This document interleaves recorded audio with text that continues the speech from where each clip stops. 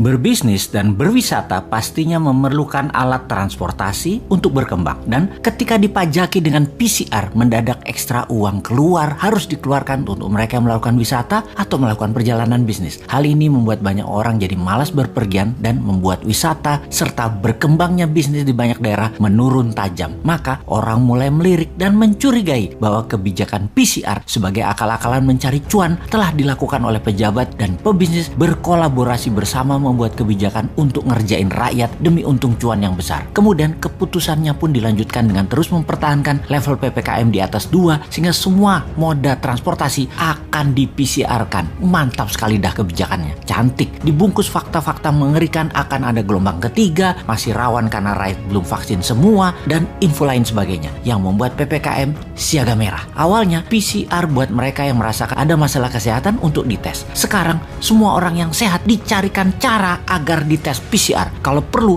anak sekolah, penumpang ojek, naik bus, naik angkot, bajai, semua harus menunjukkan hasil tes PCR. PCR menjadi kewajiban seperti vaksin. Vaksin gratis oleh pemerintah, tapi PCR bayar. Bayar ke swasta yang isinya adalah perusahaan milik pejabat berkuasa yang serba bisa tersebut. Sehingga kesimpulannya adalah it's not about pandemic, it's about demand and supply. Pertama-tama kita ucapkan terima kasih kepada majalah Tempo yang secara khusus menulis artikel Kongsi Pencari Rezeki. Sejumlah laboratorium tes PCR milik politikus dan konglomerat meraup untung saat pandemi COVID-19.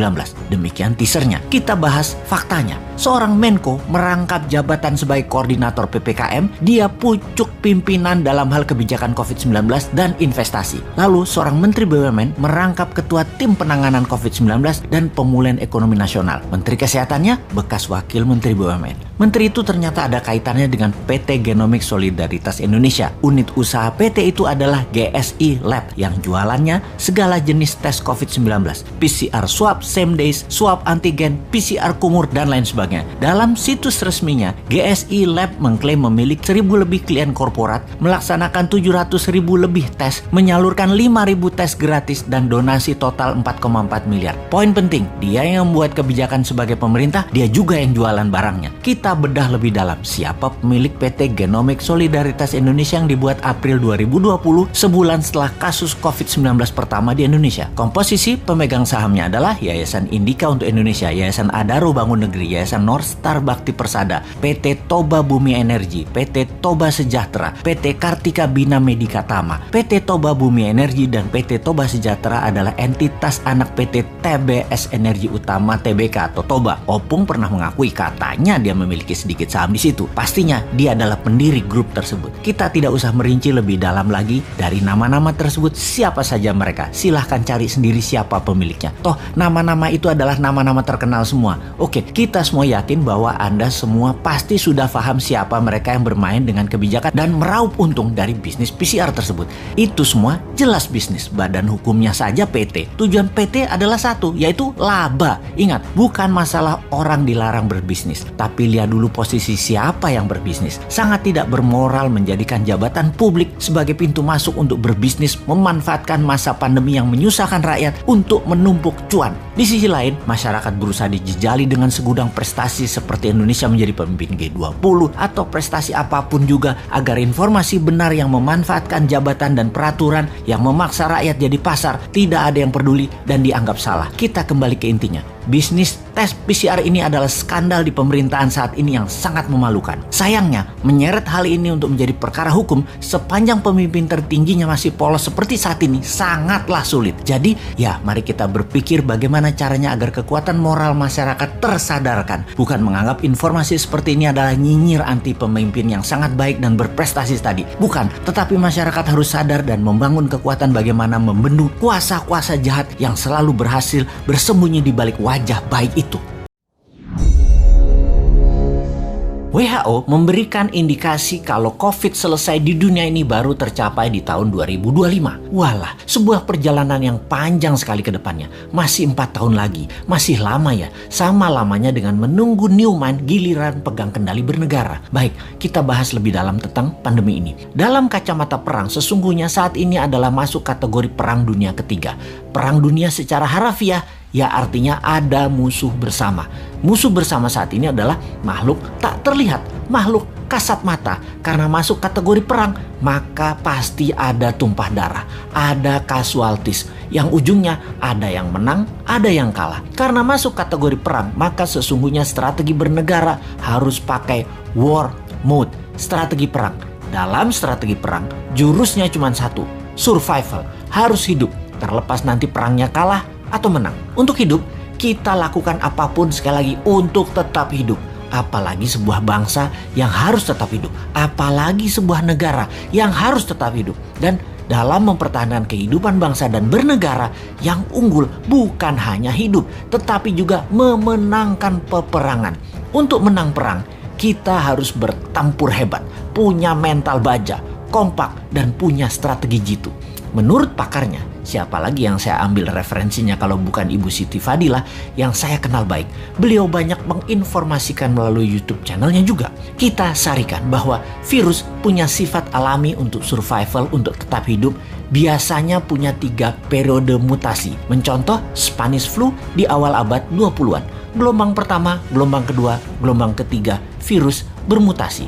Seperti bola dilepas dari tangan. Pantulan pertama lebih tinggi, pantulan kedua lebih rendah, dan pantulan ketiga terendah. Virus pertama kekuatannya terlemah, gelombang kedua mulai menguat, dan ketiga terkuat. Itu adalah hukum alam, dilihat dengan kacamata, disederhanakan.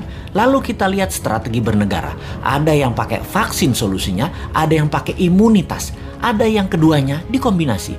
Amerika di zaman Trump pakai cara yang terlihat kasar, yaitu membiarkan rakyatnya terpapar dengan cepat dengan niat agar herd immunity tercapai alami, juga dengan cepat karena yakin imunitas rakyat Amerika baik dan sistem kesehatan Amerika terbaik di dunia. Casualties atau korban perang di bawah 1,5% ternyata. Saat ini terdapat data bahwa 49% rakyat Amerika sudah terpapar dan punya imun sistem sendiri, dan suntik vaksin sudah mencapai 20% populasi, alias herd immunity sudah tercapai di Amerika saat ini. Vaksin tetap dilanjutkan. Prinsip kebijakan Gedung Putih ala Trump melawan Fauci dan WHO, namun membuahkan hasil positif sekarang. Penasehat Biological Warfare Gedung Putih menyarankan Trump waktu itu, strain gelombang pertama itu terlemah. Secepatnya saja disebar dan paparkan dengan tanpa mengikuti protokol WHO dan Fauci yang sepertinya mau menghambat agar Amerika rakyatnya maskeran, dan strain gelombang pertama kenanya sedikit sehingga vaksin laku terjual setelahnya. Bahaya kalau gelombang pertama dibatasi atau ditahan. Keserang gelombang kedua, pertahanan imunitas masyarakatnya kurang. Jadi gelombang pertama lepas saja. Toh sarana kesehatan bagus. Itulah analisa dan strategi Gedung Putih di masa Trump yang terbukti tidak ada gelombang kedua di Amerika yang telak. Pada saat ini karena herd immunity tercapai, Amerika menang perang melawan COVID. Tiongkok pakai cara kedua, terbanyak pakai vaksin lokal produk mereka sendiri, di mana herd imunitas alami tercapai 20%, yang saat ini 40%-nya ini pakai vaksin, di mana 3 bulan lagi herd immunity di Tiongkok tercapai dengan vaksin lebih dari 60% populasi dan 20% natural imunitas. Tiongkok menang juga perang melawan COVID. Gelombang kedua ketika terlambat vaksin dipakai, maka akan berat karena mutasi virus sudah lebih kuat. Dan yang tanpa vaksin terpapar gelombang kedua menjadi berat lagi pengaruhnya atas kesehatan adalah benar. Strategi yang harus cepat-cepat dilakukan adalah vaksin disuntikan ke masyarakat. Di Indonesia, ketika gelombang pertama ternyata hanya memapar 10%-an populasi, dan vaksin saat ini baru mencapai 20%-an populasi. Saat ini gelombang kedua terjadi di Indonesia. Sementara yang berimbas atau vaksin atau yang punya herd imunitas baru mencapai 30%-an populasi. Dan hanya mereka inilah yang mungkin kuat terhadap virus gelombang kedua saat ini. Dan mudah-mudahan sekali lagi tidak ada gelombang ketiga mutasi COVID, yaitu COVID yang terakhir mutasinya yang terkuat. Kita harus segera mencapai herd imunitas saat ini, segera. Inilah hal yang kasihan pada pemerintah saat ini. Kita tidak menyalahkan hal ini sudah terjadi, tetapi kita harus melihat ke depan. Sistem kesehatan kita belum sebaik negara maju. Imunitas vitamin, makanan masyarakat juga belum sebaik negara maju. Maka yang terbaik kita bantu pemerintah saat ini dengan PPKM-nya Jawa Bali, kita taat 100%. diam di rumah selama 3 minggu, gunakan minimum movement selama 3 minggu, makan sehat, hidup sehat, baca buku, dan olahraga. Ini semua karena sudah kadung. Dan kadung juga pemerintah beli vaksin banyak banget. Sampai 400 juta katanya untuk memvaksin seluruh rakyat Indonesia. Vaksin ini ada batas waktu, ada expiration date, jadi harus cepat-cepat. Pandemi, kalau penanganannya benar, sarana kesehatan baik, dan imunitas vitamin yang didahulukan, menurut Ibu Siti Fadilah, dengan 50 juta vaksin cukup kok.